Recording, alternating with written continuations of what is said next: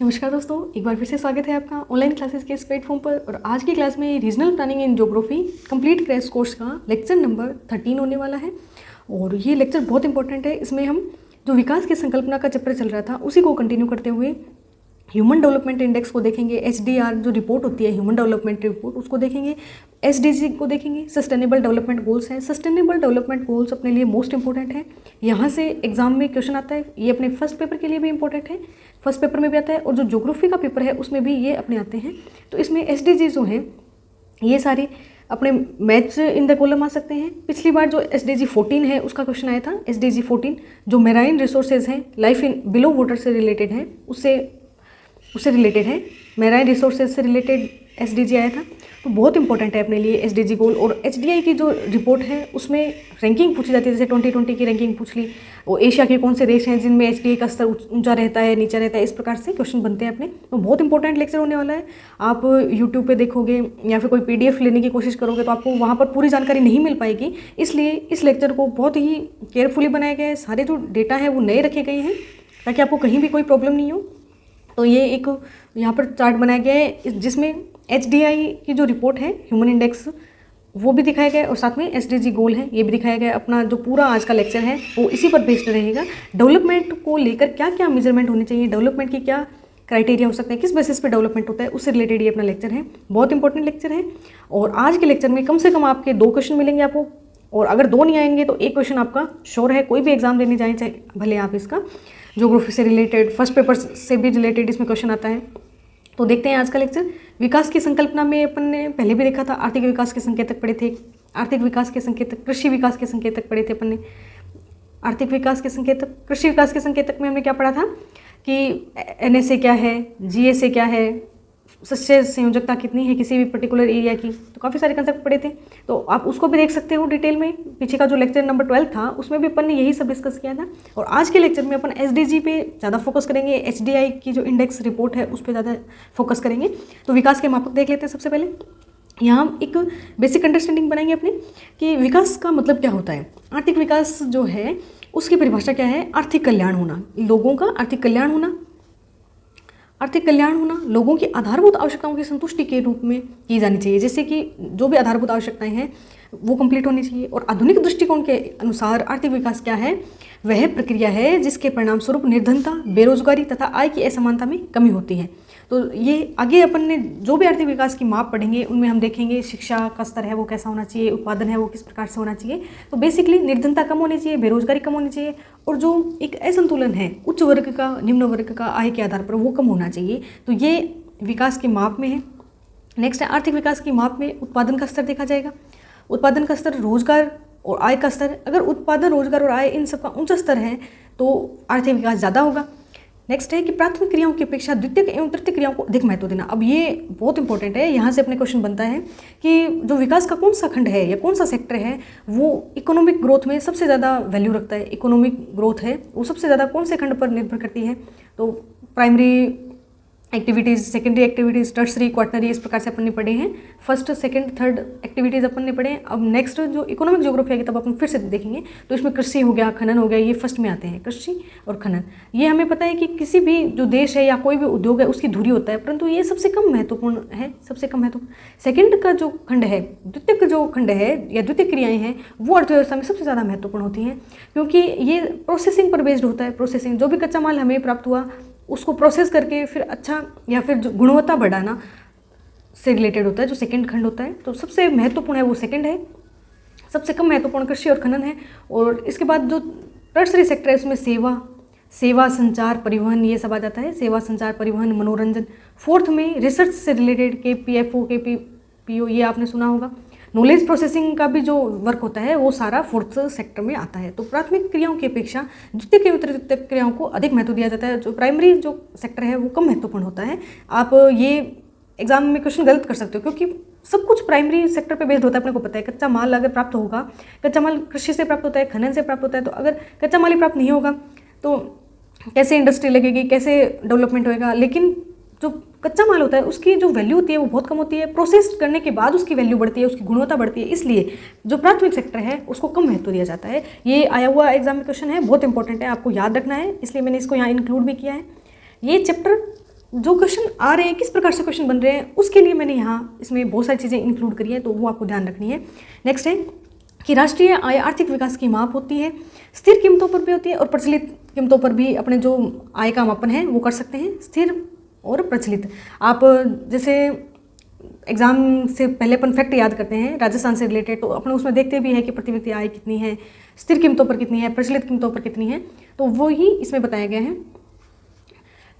जो स्थिर कीमतों पर संपूर्ण जनसंख्या द्वारा किए जाने वाला उत्पादन है या कुल राष्ट्रीय उत्पादन के रूप में इसकी राष्ट्रीय आय की गणना की जाती है। इस प्रकार ये किन किन विद्वानों ने किया है, तो वो है साइमन, कुजनेट्स, यंगसन, मायर, बॉल्डविन, प्रोफेसर हिक्स और सैमुअल्स ने इन पर वर्क किया है। कई बार इनमें से 2 या 3 का नाम दे दिया जाता है और फिर अपने से पूछ लिया जाता है ये किस क्षेत्र में इनका वर्क है, तो वो भी अपने को पता होना चाहिए।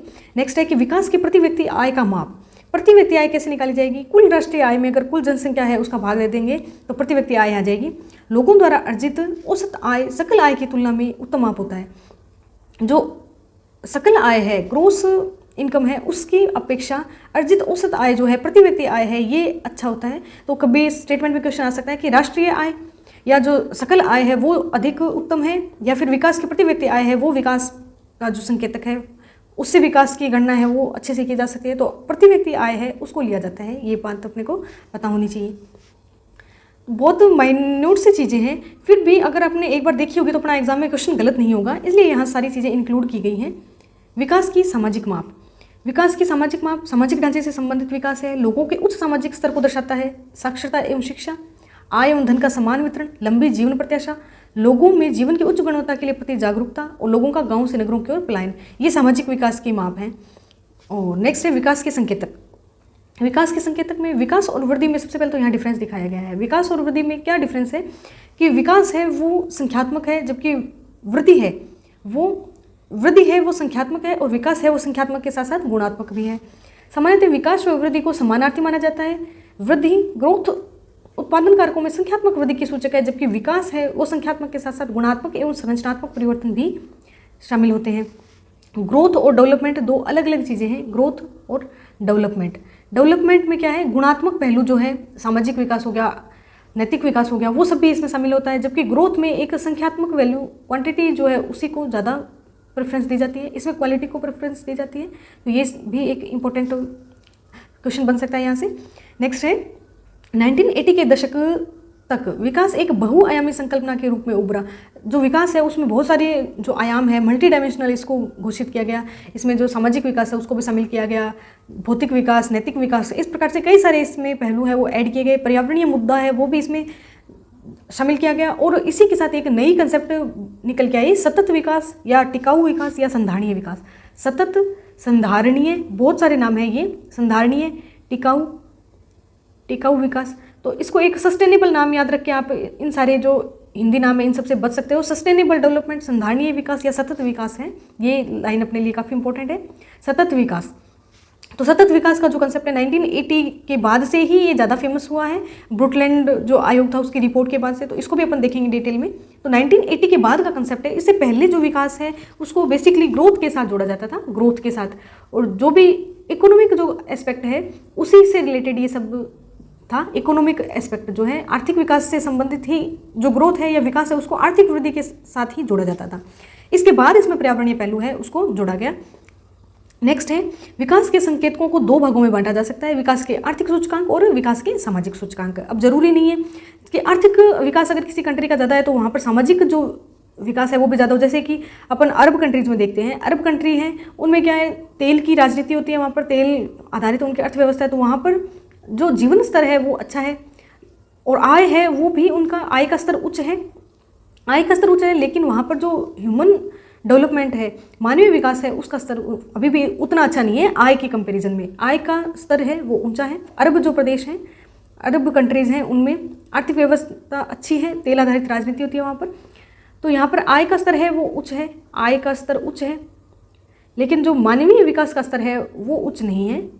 मानवीय विकास का स्तर है वो उच्च नहीं है, विकास का स्तर अभी भी निम्न है। तो ये भी एक इम्पॉर्टेंट कंसेप्ट है कि सामाजिक और आर्थिक 2 पहलू हैं वो अपन ने निर्धारित कर दिए। नेक्स्ट है विकास की सामाजिक माप। विकास की सामाजिक माप में भी ये अपन ने देख लिया, विकास की सामाजिक माप, वृद्धि और विकास को भी अपन ने देख लिया। ये फिर से आगे स्लाइड एक। नेक्स्ट, एक बार अपने एग्जाम में क्वेश्चन आए तो कोई भी क्वेश्चन छूटे नहीं, इसलिए मैंने यहाँ पे सब जो चीज़ें हैं प्रीवियस ईयर से रिलेटेड वो सारे क्वेश्चन हैं उनको इंक्लूड कर लिया है, सारे कंसेप्ट बताए गए हैं। Physical quality of life index PQLI। अब देखिए नाम आते ही आप अटक नहीं जाओ, इसलिए मैंने इसको यहाँ इंक्लूड किया है कि जीवन का भौतिक गुणवत्ता सूचकांक। अब आपको मानवीय विकास का सूचकांक तो पता है, लेकिन भौतिक गुणवत्ता सूचकांक का पता नहीं है, तो आप फिर से अटक जाओगे। तो बिल्कुल भी कंफ्यूज नहीं होना, ये ही जो अपन ने इंडिकेटर्स पढ़ेंगे अपने आगे, ह्यूमन डेवलपमेंट के जो इंडिकेटर्स हैं, जैसे यहाँ पर ह्यूमन डेवलपमेंट इंडेक्स में क्या क्या सम्मिलित होते हैं संकेतक, life expectancy, education per capita income, ये सेम टू सेम इसी में है, PQLI में भी यही रखे गए हैं, तो आप इसको ध्यान रखिएगा।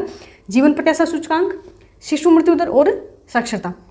ये शिशु मृत्यु दर है, ये एक अलग हो गया, बाकी ये सेम है। तो ये डायरेक्ट पूछा जाएगा अपने PQLI में निम्न में से कौन सा इंडिकेटर नहीं है, तो अपने को बता देना है इसमें। और जो ह्यूमन इंडेक्स रिपोर्ट है वो किन किन को शामिल करती है, लाइफ एक्सपेक्टेंसी को शामिल करती है, जीवन प्रत्याशा, एजुकेशन को शामिल करती है और प्रति व्यक्ति आय को शामिल करती है। अब अपने ऐसे पूछा जाएगा कि जो इंडिया है उसमें जीवन प्रत्याशा है वो कितनी है, कितने जो एवरेज एक व्यक्ति है वो कितने साल है वो जीता है, तो 67 के अराउंड है, 67 पॉइंट समथिंग ईयर्स हैं। और मीन एजुकेशन होता है इसमें एक, और एक्सपेक्टेड ईयर ऑफ एजुकेशन होता है कि एक बच्चा है वो कितने साल तक स्कूल जाता है, तो ये 12 ईयर्स के लगभग है। पर कैपिटा इनकम है तो ये अन्य देशों से काफ़ी कम है, पर जो बांग्लादेश पाकिस्तान है उनसे ज़्यादा है। तो ये अपने और डिटेल में देखेंगे इनको। नेक्स्ट अपने देखते हैं, ये PQLI और HDI के जो इंडिकेटर्स हैं वो अपने को पता होना चाहिए। नेक्स्ट, HDI में सबसे ज़्यादा वर्क है या HDI की जो संकल्पना है वो किसने दी, तो उसमें देखते हैं अपन।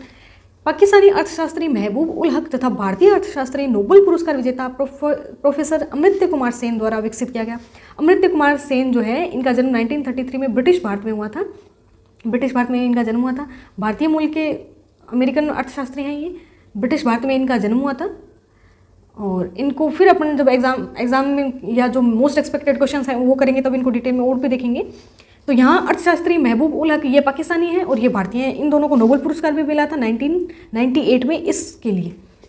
नेक्स्ट है ह्यूमन डेवलपमेंट रिपोर्ट। इसी जो HDI की कैलकुलेशन के बाद एक रिपोर्ट प्रस्तुत की जाती है HDR, ह्यूमन डेवलपमेंट रिपोर्ट, जो कि वो जो 3 अपने इंडिकेटर लिए थे, लाइफ एक्सपेक्टेंसी, एजुकेशन और पर कैपिटा इनकम, उन पर आधारित होती है। और ये यूनाइटेड नेशन डेवलपमेंट प्रोग्राम द्वारा जारी की जाती है। प्रथम बार ये 1990 में जारी की गई थी। तो ये ऐसे पूछा जा सकता है, HDR रिपोर्ट है वो प्रथम बार कौन से वर्ष में प्रकाशित की गई, तो 1990 में। और 1990 में जो रिपोर्ट प्रस्तुत की गई वो 1989 का जो आंकड़ा था उसके आधार पर की गई। अभी जैसे 2020 की रिपोर्ट देखेंगे तो वो 2019 के डेटा पर बेस्ड होगी, तो ये पिछले साल के आंकड़ों पर तैयार की जाती है ये रिपोर्ट। और इसमें भारत की रैंकिंग कौन सी है वो देखेंगे अपन। टोटल 189 कंट्रीज में से भारत की रैंक है वो 131 है, इससे पहले भारत की रैंक 129 थी। तो ये इंपॉर्टेंट है, 2020 में भारत की रैंक है वो 131 है। नेक्स्ट है भारत। अब देखिए भारत के साथ साथ अपने जो भी आसपास की जो कंट्रीज़ हैं उनकी रिपोर्ट भी अपने को पता होनी चाहिए। भारत, भूटान और बांग्लादेश, भारत, भूटान, बांग्लादेश, म्यांमार, नेपाल, कंबोडिया, पाकिस्तान आदि मध्यम मानव विकास श्रेणी में शामिल हैं। तो इसमें 120 से 156 वाले जो हैं उनको मध्यम मानव विकास श्रेणी में इनको शामिल किया गया। इसमें श्रेणी बनाई गई है, जैसे उच्च विकास वाले जो कंट्री हैं, उच्च वाले, मध्यम, निम्न वाले, उच्च, मध्यम और निम्न। तो उच्च में कौन कौन से आएंगे, जैसे सिंगापुर है, एशिया में सिंगापुर की कंट्री जो है उसकी 9th रैंक है, तो ये उच्च में है। मध्यम में ये अपन ने देख लिया, भारत, भूटान, बांग्लादेश, म्यांमार, ये सब आ जाएंगे। और निम्न में जो अफ्रीका है या दक्षिण अमेरिका है वहाँ के देश आते हैं। अफ्रीका के देश हैं चाड, नाइजर, सोमाली, तो उनमें ये निम्न HDI इंडेक्स है वो पाया जाता है। नेक्स्ट एक इंपॉर्टेंट क्वेश्चन यहाँ से बन सकता है कि जन्म के समय जीवन प्रत्याशा या लाइफ एक्सपेक्टेंसी है वो कितनी है इंडिया की। लाइफ एक्सपेक्टेंसी है ये भारत के 69.7 और पाकिस्तान के 67.3 और बांग्लादेश के है 72.6। तो मैंने क्या बताया था यहाँ पे, मैंने 67 बता दिया था, तो ये पुराना है डेटा। न्यू डेटा के अकॉर्डिंग 69 है, ये आप ध्यान कर लीजिएगा। 69.7 ईयर्स है भारत की, इससे 2 साल कम है पाकिस्तान की। पाकिस्तान के लोग हैं वो कम जीते हैं। और बांग्लादेश की ये अच्छी है अपने से, 72.6 है। कहने का मतलब आपको कुछ फैक्ट्स हैं जो याद करने हैं, आप इनको एक अलग अपनी जो भी हैंडबुक है या फिर जहाँ आप इंपॉर्टेंट फैक्ट्स लिखते हो वहाँ इसको आप लिख के रख सकते हो, ताकि आपको एग्जाम के टाइम में आपको देखनी नहीं पड़े, गूगल सर्च नहीं करनी पड़े, यूट्यूब का कोई वीडियो नहीं देखना पड़े। तो इससे अच्छा है कि आप जो भी ये डेटा है उनको आप लिख लो अपने नोट्स में, ऐड कर लो शॉर्ट नोट्स में, तो यहाँ क्या दिखाया गया इसमें कि HDI की जो रिपोर्ट है 2020 की, ह्यूमन डेवलपमेंट रिपोर्ट है 2020 की, उसका लोगो क्या है, human development and the anthropocene. Anthropocene मानव प्रजाति के लिए यूज किया जाता है, human development and the anthropocene. और ये किसके द्वारा सबसे पहले 1990 में जारी की गई थी। 1990 में ये फोटो दिखाया गया महबूब उल हक का और प्रोफेसर अमर्त्य सेन का। और अमर्त्य सेन को अर्थशास्त्र की मदर टेरेसा कहा जाता है, मदर टेरेसा कहा जाता है अर्थशास्त्र की, क्योंकि इनका जो भी अर्थशास्त्र है वो कल्याण का अर्थशास्त्र है। कल्याण का अर्थशास्त्र इन्होंने पेश किया या इस पे वर्क किया, कल्याण का अर्थशास्त्र। और जो अकाल है, फेमाइन जिसको बोल सकते हैं, फेमाइन, इस पर भी इनका वर्क है। इस पर इनको वर्क करने के लिए 1998 में नोबेल पुरस्कार मिला था। और ये अकाल पर इनका वर्क है, ये काफ़ी आपको ध्यान रखना है। कल्याण का अर्थशास्त्र और अकाल, और जो लिबरल डेमोक्रेसी है, लिबरल पॉलिसीज़ जो होती हैं, लिबरल पॉलिसीज़ पे इनका वर्क है। उदारवाद की जो नीतियाँ हैं उन पर इनका वर्क है। तो इनको मदर टेरेसा कहा जाता है। इकोनॉमिक्स का जो फादर है वो एडम स्मिथ को कहा जाता है। फादर है इकोनॉमिक्स का, ये आपने पढ़ा भी होगा, इकोनॉमिक्स का फादर एडम स्मिथ को कहा जाता है, एडम स्मिथ। ये इंपॉर्टेंट है अपने लिए। मदर टेरेसा कहा जाता है, फादर किसको कहा जाता है ये भी आपने देख लिया। ह्यूमन डेवलपमेंट इंडेक्स की रिपोर्ट भी देख ली। अब इसमें 3 अपने बेसिक इंडिकेटर्स लिए थे। फर्स्ट है परचेजिंग पावर, और इसमें मतलब क्या क्या शामिल होता है, नॉलेज या फिर एजुकेशन, लाइफ एक्सपेक्टेंसी। तो ये इसमें 3, जैसे एजुकेशन की जगह नॉलेज भी लिखा आ सकता है। तो इसमें मीन ईयर ऑफ स्कूलिंग ली जाती है, और लाइफ एक्सपेक्टेंसी एट बर्थ ली जाती है, और इसमें डिसेंट स्टैंडर्ड ऑफ लिविंग। तो इंडिकेटर्स देख लिए अपन ने, और ये चीज़ें भी लिखी आ सकती है, a decent standard of living, life expectancy at birth और नॉलेज। तो कई बार क्या है, एग्जामिनर क्वेश्चंस को थोड़ा सा मॉडिफाई करके देता है, तो ये टर्मिनोलॉजी अपने को पता होनी चाहिए, इसलिए ये स्लाइड इंक्लूड करी है। नेक्स्ट अपने ब्रिक्स जो देश हैं, ब्रिक्स एक सहयोग संगठन है, आर्थिक सहयोग संगठन है। तो ब्राज़ील, रशिया, इंडिया, चाइना और साउथ अफ्रीका। तो साउथ अफ्रीका सबसे लास्ट में इसमें ऐड हुआ है।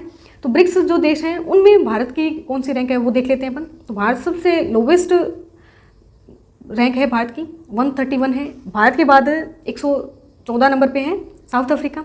और इसमें जो सबसे अच्छी रैंक है वो है रशिया की 52, ब्राज़ील और चाइना की लगभग बराबर सी है। ये 2019 की रैंकिंग है, ये अपन कंसिडर कर रहे हैं। भारत की 131 है, तो ये भी अपने को पता होनी चाहिए।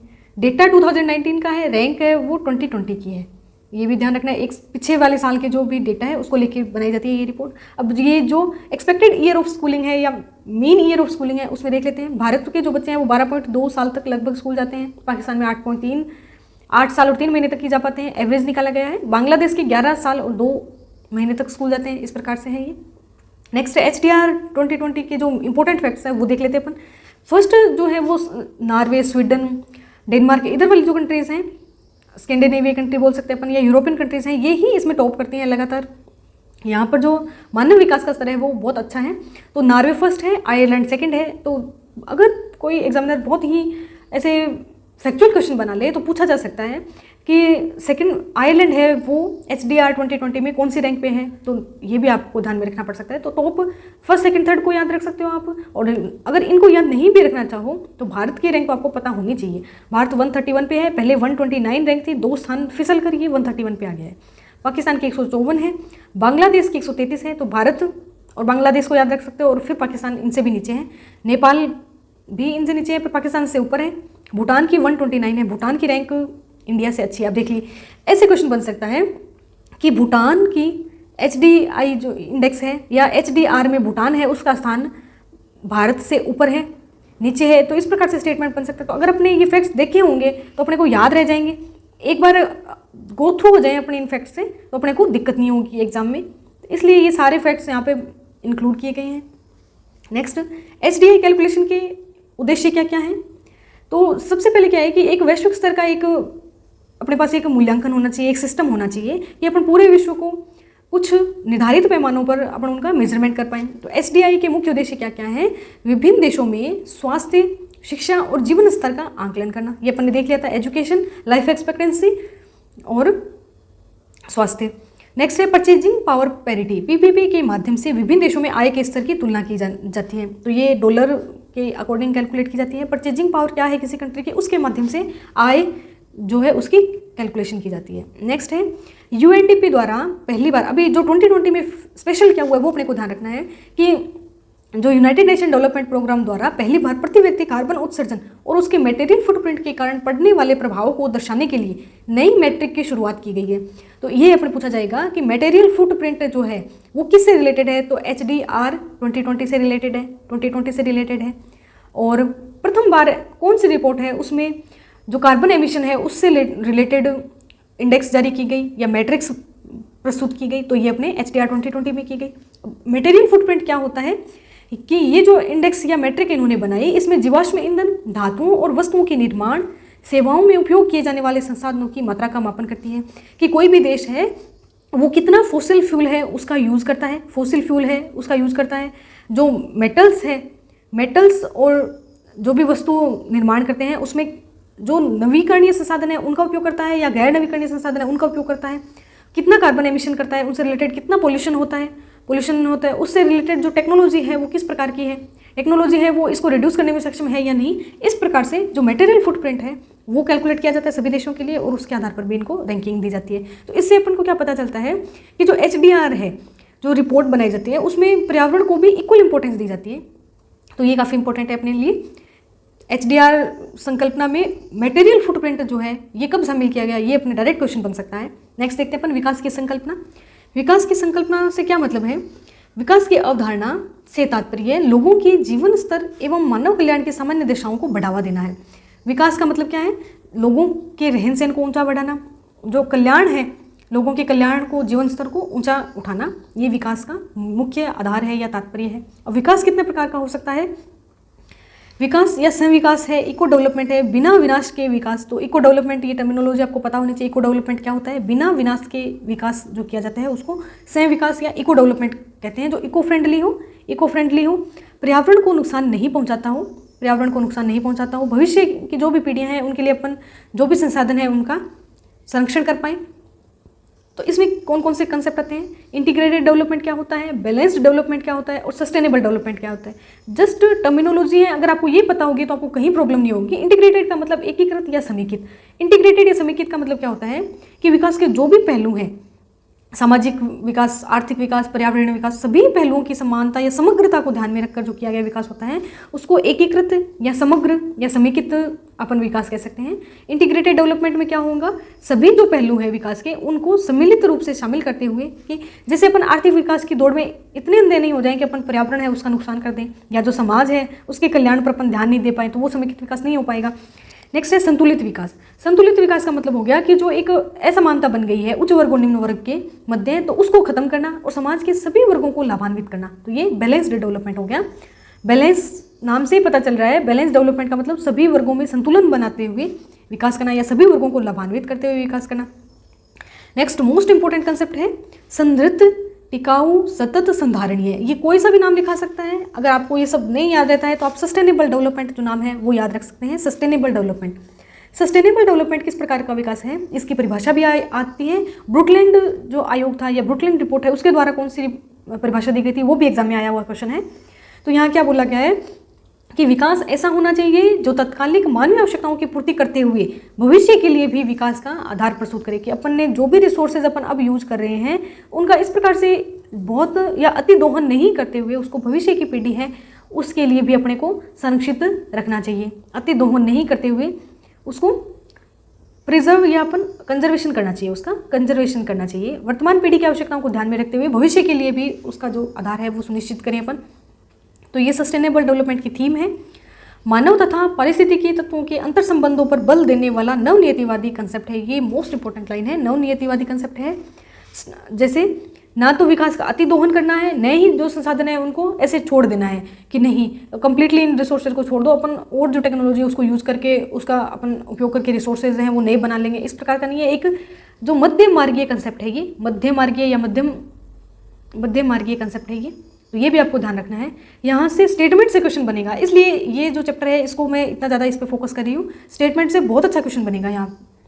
नेक्स्ट है सतत जो विकास है या सस्टेनेबल डेवलपमेंट है उसका हिस्ट्री देखते हैं अपन, कहाँ से वो शुरू हुआ और किन किन जो संस्थाएं हैं उस पर इनका यूज किया गया, तो वो देखते हैं।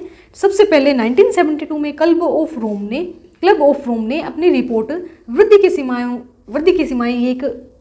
की सीमाएं कि जो आर्थिक विकास है उसको कहाँ तक उसकी जो एक अपन लिमिट है वो कंट्रोल करें, उसको लिमिट फिक्स करें। तो वृद्धि की क्या सीमाएं होनी चाहिए, उसमें सबसे पहले ये शब्द प्रयोग किया गया था। और डेनिस व डोनेल मेडोज ने वैश्विक संतुलन के लिए इस शब्द का प्रयोग किया था। फर्स्ट टाइम किसने ये, ऐसा बहुत आपको कंफ्यूजिंग लगेगा, बट जो क्लब ऑफ रोम है ये डेनिस व डोनेल मेडोज ही नाम आ जाए तो इसमें आप 1972 और सतत विकास से इसको संबंधित आप कर सकते हो, एग्जाम में क्वेश्चन बन जाए तो। नेक्स्ट है 1987 में प्रसिद्ध ब्रुकलैंड आयोग द्वारा स्पष्ट किया गया, ये बहुत इंपॉर्टेंट है। 1987 की जो डेट है ये आपको ध्यान रखनी है। ब्रुकलैंड रिपोर्ट है, हमारा साझा भविष्य इसका स्लोगन था, हमारा साझा भविष्य। तो फर्स्ट टाइम यहाँ से ये फेमस हुआ था, हमारा साझा भविष्य। तो ये बहुत इंपॉर्टेंट है, ये आपको एग्जाम में, बहुत सारे एग्जाम में देखने को मिला होगा, यहाँ से ये फेमस हुआ था।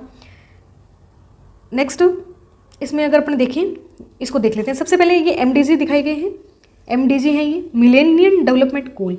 मिलेनियम डेवलपमेंट गोल के बाद ये SDG बनाए गए, SDG सस्टेनेबल डेवलपमेंट गोल। ये सहस्त्राब्दी लक्ष्य हैं और ये सतत धारणीय विकास के लक्ष्य हैं। मिलेनियम का मतलब सहस्त्राब्दी लक्ष्य हैं। एक कंप्लीट एक जो मिलियन ईयर्स है उसके उद्देश्य कह सकते हैं अपन इनको, इन्हीं को और वाइड करके SDG का कंसेप्ट लाया गया। तो अपन देखते हैं सबसे पहले, कुछ जो है इसमें सेम है, कुछ अलग है। तो ये जो फर्स्ट इसमें दिखाया गया है, फर्स्ट भी कह सकते हैं, इसको लास्ट भी कह सकते हैं। तो अपने एग्जाम में कैसे आएगा कि जो क्लीन एनर्जी का जो गोल है वो किससे रिलेटेड है, तो अपने को 7th में करके आना है। पॉवर्टी है वो किससे रिलेटेड है, तो अपने को फर्स्ट में करके आना है। बहुत बार इसमें क्वेश्चन पूछा जाता है, तो इस बार मेरे को ऐसे लग रहा है कि इसमें मैच द कॉलम वाला क्वेश्चन आएगा कि क्लाइमेट एक्शन जो है वो किसमें शामिल है। अगर मैचिंग में नहीं आएगा तो भी ऐसे जरूर आएगा कि क्लाइमेट एक्शन है वो कौन से SDG में है, तो SDG 13 है, उसमें क्लाइमेट एक्शन है। लास्ट टाइम 2000 जो ये एग्जाम हुआ था इसमें अपना जून वाला, उसमें ये 14th वाला आया था कि मैराइन रिसोर्सेज से रिलेटेड या लाइफ बिलो वाटर से रिलेटेड कौन सा है, तो ये 14th वाला आया था। तो बहुत इंपॉर्टेंट है ये एक टेबल, मैं इसकी ट्रिक भी बता दूंगी आपको, एक दो बार आप पढ़ेंगे तो ये याद हो जाएगी आपको। बहुत इंपॉर्टेंट है, छोड़ के नहीं जाना है ये बिल्कुल भी। 17 है, बिल्कुल एक दूसरे से कनेक्टेड है, कनेक्टिंग करते हुए अगर अपन याद रखेंगे तो बहुत इजीली याद हो जाएगा। सबसे पहले देखते हैं अपन, पार्टनरशिप होनी चाहिए, ग्लोबल पार्टनरशिप। ये MDG में भी है ग्लोबल पार्टनरशिप, और ये अपना 17th जो है ये भी पार्टनरशिप से रिलेटेड है। फर्स्ट इसमें पॉवर्टी और हंगर, इसमें दोनों शामिल हैं, पॉवर्टी प्लस हंगर दोनों ही आ गए थे MDG में, इसमें अपन ने अलग अलग कर दिए। फर्स्ट है पॉवर्टी और सेकंड है हंगर। इसके बाद इसमें है हेल्थ, इसमें है हेल्थ, और इसमें हेल्थ या डिजीज़ मान सकते हैं अपन, इसमें डिजीज़ है, चाइल्ड केयर है, इसमें चाइल्ड केयर है, और जो मातृत्व सुरक्षा है वो भी है इसमें शामिल, मातृत्व सुरक्षा। जेंडर इक्वलिटी है इसमें, जेंडर इक्वलिटी, यहाँ भी जेंडर इक्वलिटी है, 5 नंबर में जेंडर इक्वलिटी है। और यहाँ पर एजुकेशन है, एजुकेशन भी है इसमें, 4th में एजुकेशन है।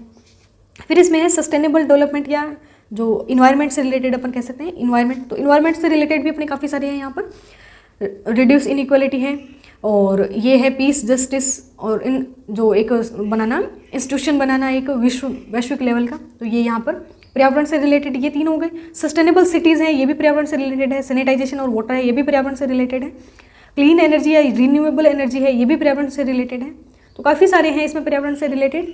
सबसे पहले अपने को याद रखना है कि MDG में 8 गोल हैं, 21 टारगेट हैं और 60 इंडिकेटर्स हैं, जबकि इसमें 17 गोल हैं SDG में, 169 टारगेट हैं और 304 इंडिकेटर हैं। मोस्ट इंपॉर्टेंट है, 17 गोल 169 टारगेट्स तक तो पूछा हुआ है, नेक्स्ट टाइम 304 इंडिकेटर्स भी पूछा जा सकता है। अपना एक भी क्वेश्चन गलत नहीं हुए, इसलिए यहाँ सारी चीज़ें शामिल की जा रही हैं। 8 गोल, 21 टारगेट और 60 संकेतक, 17 गोल्स, 169 टारगेट्स और 304 इंडिकेटर्स। ये अपने को एज इट इज़ पता होना चाहिए। सारे के सारे SDG गोल हैं, MDG गोल हैं, वो आपको याद हो जाएंगे, कहीं कोई प्रॉब्लम नहीं होगी। मैं इसकी ट्रिक भी बता दूंगी, सब कुछ याद होगा। सिर्फ आपको इसको लेक्चर को आप एक या 2 बार देखेंगे तो आपको कंप्लीट ये याद हो जाएगा। SDG गोल हैं, UNDP द्वारा जारी किए गए हैं, और इनका जो लोगो है वो क्या है कि 17 goals to transform our world. ये भी इंपॉर्टेंट लाइन है, ये स्लोगन है, ये ध्यान रख सकते हो आप। तो फर्स्ट है नो पॉवर्टी, सेकंड है जीरो हंगर, फिर है गुड हेल्थ और वेलबींग, फिर है quality education, gender equality, clean water and sanitization. एक बार आप इनको पढ़िए, फिर मैं इनकी ट्रिक बता दूंगी। नेक्स्ट है affordable and clean energy, 7th है। 8 में है decent work and economic growth, 9 में है इंडस्ट्री इनोवेशन एंड इंफ्रास्ट्रक्चर। तो IQ बता सकते हैं अपन इसको, IQ। नेक्स्ट है रिड्यूस इनइक्वालिटी, 10th में। 11th में है सस्टेनेबल सिटी एंड कम्युनिटीज़। ये मैंने आपको बता दिया था जब अपने सस्टेनेबल सिटी शुमुलिन का कंसेप्ट पढ़ा था, शुमुलिन नाम के वैज्ञानिक ने दिया था शुमुलिन सस्टेनेबल सिटी। और नेक्स्ट है 12th में responsible consumption and production. Next है 13 क्लाइमेट एक्शन, और 14th है लाइफ बिलो वाटर, 15th है लाइफ ऑन लैंड, 16 है piece justice and strong institution, 17th है पार्टनरशिप फॉर द गोल्स। तो ये ग्लोबल वैश्विक स्तर पर साझेदारी से रिलेटेड है। तो देखते हैं अपन इसके ट्रिक कैसे याद रखेंगे कि अगर गरीबी नहीं होगी तो भूखमरी नहीं होगी, नो पॉवर्टी नो हैंगर या जीरो हैंगर। पॉवर्टी नहीं होगी, गरीबी नहीं होगी, लोग भूखे नहीं सोएंगे तो क्या रहेंगे, लोग तंदुरुस्त रहेंगे। भूखे नहीं सोएंगे लोग तो तंदुरुस्त रहेंगे तो वो क्या है, क्वालिटी एजुकेशन ले पाएंगे। अगर स्वस्थ होगा कोई विद्यार्थी, कुपोषण का शिकार नहीं होगा तो वो क्या है, क्वालिटी एजुकेशन प्रोवाइड मिलेगी उसको। एजुकेशन अगर क्वालिटी एजुकेशन अपन ने प्रोवाइड करा दी तो फिर जेंडर इक्वलिटी है, जो लड़के लड़की का जो भेदभाव है, शिक्षा नहीं देनी और जो भी सामाजिक स्तर हैं के जो भेदभाव हैं वो सारे खत्म हो जाएंगे। एजुकेशन से क्या होगा, जेंडर इक्वलिटी है या इनइक्वलिटी है वो खत्म हो जाएगी। जेंडर इक्वलिटी खत्म हो गई तो क्या है कि क्लीन वाटर मिलेगा और सैनिटाइजेशन, टॉयलेट की व्यवस्था होगी, टॉयलेट जो है वो सब बनेंगे, सैनिटाइजेशन की व्यवस्था होगी। टॉयलेट में लगाने के लिए अपने को क्या चाहिए, एलईडी बल्ब चाहिए, सौर ऊर्जा से चलने वाले बल्ब चाहिए, अपने को ऐसे याद रख सकते हैं। तो सैनिटाइजेशन के बाद क्या आएगा, क्लीन एनर्जी आएगा। क्लीन एनर्जी है और टॉयलेट वगैरह की अपने व्यवस्था कर दी तो डिसेंट वर्क और इकोनॉमिक ग्रोथ है वो ज़्यादा होगी। एनर्जी के लिए अपने को एनर्जी या क्लीन एनर्जी बनाने के लिए अपने को क्या है, वर्क प्रोवाइड कराना होगा, इकोनॉमिक ग्रोथ करानी होगी। इकोनॉमिक ग्रोथ के लिए क्या चाहिए अपने को, इंडस्ट्री चाहिए, नए नए जो इनोवेशन है वो चाहिए अपने को, नवाचार चाहिए और एक इंफ्रास्ट्रक्चर जो है, संरचनात्मक ढांचा है उसका भी निर्माण करना होगा। इंफ्रास्ट्रक्चर डेवलप हो गया, इंडस्ट्री लग गई और नए नए जो साधन है आविष्कार हो रहे हैं तो इससे क्या होगा, इक्वलिटी है या इनइक्वलिटी है वो रिड्यूस हो जाएगी, असमानता में कमी आएगी। असमानता में कमी आएगी तो क्या होगा, सस्टेनेबल सिटीज़ बनेंगे, सतत विकास होगा, सतत विकास वाले शहर बनेंगे, इक्वलिटी आ गई है यहाँ पे। सतत शहर होंगे वहाँ पर क्या होगा कि वो अपना जो कंजप्शन है, उपभोग और उत्पादन के लिए क्या होंगे, जिम्मेदार होंगे। सतत शहर में रहने वाले लोग कैसे होंगे, जिम्मेदार होंगे अपने उत्पादन और उपभोग के लिए। और जो जिम्मेदार लोग होंगे वो क्या करेंगे, क्लाइमेट पे एक्शन लेंगे, क्लाइमेट को, अपना जो जलवायु परिवर्तन हो रहा है उस पर वो वर्क करेंगे। जलवायु परिवर्तन पर वर्क करेंगे तो उसके लिए अपने को किस किस पे वर्क करना होगा, जो मैराइन रिसोर्सेज हैं या लाइफ बिलो वाटर है उन पर वर्क करना होगा, और जो लाइफ ऑन लैंड है, पर्यावरण है, पेड़ पौधे हैं, उनको बचाना होगा। अगर अपन ने ये दोनों पे वर्क कर लिया तो इससे क्या आएगी, शांति आएगी, न्याय व्यवस्था बनेगी और एक मजबूत संस्थागत ढांचा बनेगा। जैसे WTO हो गया, UNO हो गया। तो ऐसे इस प्रकार के अगर इंस्टीट्यूशन बनेंगे तो पूरे विश्व में क्या होगी, पार्टनरशिप होगी। इसको मैं लिखा हुआ भी PDF में अवेलेबल करा दूंगी। नो पॉवर्टी, गरीबी नहीं होगी तो भूखमरी नहीं होगी तो लोग स्वस्थ रहेंगे, तंदुरुस्त रहेंगे, स्वस्थ और तंदुरुस्त रहेंगे तो उनको क्वालिटी एजुकेशन मिलेगी। एजुकेशन मिलने के बाद जो जेंडर इनइक्वलिटी है वो खत्म हो जाएगी। जेंडर इनइक्वलिटी खत्म होने से लोगों के व्यवहार में परिवर्तन आएगा, वो साफ सफाई रखना पसंद करेंगे। साफ सफाई रखेंगे तो एनर्जी जो ऊर्जा है उस पर भी वर्क करेंगे, व्यक्ति है या जो लोग हैं उनको वर्क मिलेगा, काम मिलेगा, इकोनॉमिक ग्रोथ बढ़ेगी। इकोनॉमिक ग्रोथ बढ़ने से इंडस्ट्री, इनोवेशन और इंफ्रास्ट्रक्चर पे वर्क होगा। इंडस्ट्री डेवलप होने से, नवाचार होने से इनइक्वलिटियाँ कम होगी। फिर सस्टेनेबल सिटी बनेंगे, सस्टेनेबल सिटी में लोग जिम्मेदार होंगे, जिम्मेदार लोग क्लाइमेट पर एक्शन लेंगे तो जो संसाधन है, समुद्री संसाधन और जो पृथ्वी के संसाधन है उनको खराब नहीं करेंगे। इन संसाधनों का समुचित उपयोग करेंगे तो यहाँ पृथ्वी पर क्या होगी, पीस होगी, शांति होगी, न्याय होगा। इंफ्रास्ट्रक्चर डेवलप होंगे तो वैश्विक स्तर पर जो एक जिम्मेदारी है उसकी भावना बढ़ेगी, साझेदारी है उसकी भावना बढ़ेगी। तो ये आप 1-2 बार याद करेंगे। बहुत आप अगर ऐसे मुश्किल समझ के अगर छोड़ देंगे तो देखिए आपका 1 नंबर सीधा ही चला जाएगा, एक क्वेश्चन आपका गलत हो जाएगा, हो सकता है 2 क्वेश्चन भी आ जाए, क्योंकि बहुत इंपॉर्टेंट कंसेप्ट है ये, वर्तमान समय का बहुत ही इंपॉर्टेंट कंसेप्ट है। तो आप इसको छोड़ के नहीं जा सकते हो, आपको इसको याद करना होगा। 2 से 3 बार पढ़िए आप, अगर याद नहीं हो तो फिर आप मुझे बता सकते हो, बट आप इसको छोड़ के नहीं जाओगे, बहुत अच्छे से इसको कवर करके जाओगे और ये याद भी हो जाएगा, आपको बहुत अच्छे से याद हो जाएगा ये। नेक्स्ट अपने देखते हैं सस्टेनेबल डेवलपमेंट, अपन ने याद कर लिए। अब सस्टेनेबल डेवलपमेंट को काउंट करने के लिए क्या क्या मेथड है, SDG इंडेक्स है वो किस प्रकार से कैलकुलेट की जाती है वो अपन देखते हैं। तो इसमें 0 से 100 तक का स्कोर दिया जाता है, 0 से 100 तक का स्कोर दिया जाता है। इसमें 0 वाले को बहुत ही खराब परफॉर्मर कहा जाता है, जो स्टेट 0 पे है, और 100 वाला है उसको जो अपना राष्ट्रीय जो एक टारगेट बनाया गया उसको अचीव किया हुआ माना जाता है, अचीवर माना जाता है। इसको रोस्ट परफॉर्मर कहेंगे, इसको अचीवर कहेंगे, 100 वाला या 100 के पास वाला। तो प्राप्त स्कोर के आधार पर राज्यों व केंद्र शासित प्रदेशों को 4 वर्गों में विभाजित किया गया है। तो 4 वर्ग कौन कौन से हैं, जो 100 के आसपास हैं वो क्या बोलेंगे, अचीवर्स बोलेंगे। 65 से 100 है, जैसे 100 से तो कम है, 65 से ज़्यादा है तो उनको फ्रंट रनर बोलेंगे। 65 से कम और 50 से ज़्यादा हैं उनको परफॉर्मर बोलेंगे, और 50 से भी कम वाले हैं उनको एस्पेरेंट बोलेंगे। जो SDG स्कोर है उसके आधार पर ये दिखाया गया है। SDG स्कोर अगर 100 के इक्वल है तो उसको अचीवर बोलेंगे, 100 से कम है तो वो फ्रंट रनर है, 65 से कम है तो वो परफॉर्मर है, और 50 से भी कम है तो वो एस्पेरेंट है। तो अब SDG इंडिया का जो इंडेक्स है उसमें कौन सा स्टेट है वो टॉप पर है, कौन सा बॉटम पर है वो देखते हैं अपन।